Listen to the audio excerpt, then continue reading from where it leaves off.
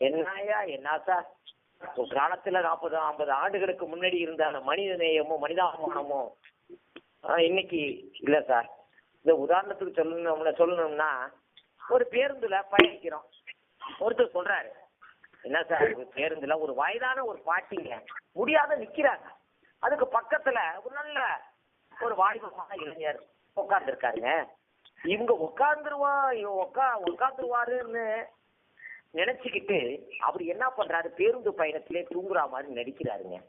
எங்க மனித நேயம் இருக்கு, மனிதாபிமானம் இருக்கு? ஒரு காலகட்டத்துல ஒரு பிரச்சனை இருந்ததுன்னா, ஒரு சாலையிலயோ ஒரு ஊர்லயோ ஒரு பிரச்சனைனா உடனடியா வந்து அந்த சரி மயக்கடிச்சே ஒருத்தர் விழுந்துறாருன்னு வச்சுங்களேன், ஒரு சாலையில உடனே வந்து பாப்பாங்க போவாங்க. இப்ப அப்படியெல்லாம் ஒன்றும் தெரியலீங்க. அவங்க எட்டி இருந்து பார்த்துட்டு நமக்கு ஏன்டா வம்பு விட்டு அவங்க வேலையை பார்த்துக்கிட்டு போயிட்டே இருக்காங்க. அது மாதிரி சூழல் தாங்க இப்ப இருக்குங்கிற மாதிரி ரொம்ப வருத்தப்பட்டு சொல்றாரு. அப்படி பார்க்கும்போது நிச்சயமா மனித நேயம் செஞ்சுட்டு தான் வர்ற மாதிரி தோணுது. நமக்கு பெரிய குழப்பமா இருக்குன்னு வச்சுங்களேன்.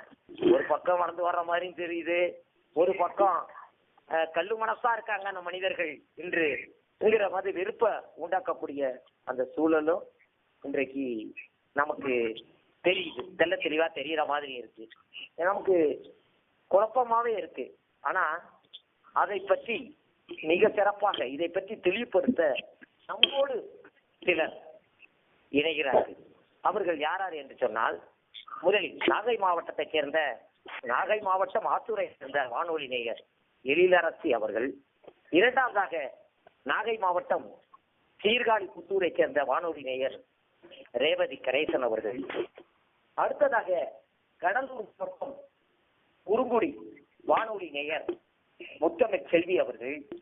அடுத்ததாக காரைக்கால் மாவட்டம் மேல காத்தக்குடியை சேர்ந்த வானொலி நேயர் அந்தோ ஜார்ஜ் பீட்டர் அவர்கள். இவர்களுடன் நமது ஒளிப்பதிவாளராக களப்பா சம்பத் அவர்களும் இணைகிறார்கள். அனைவரையும்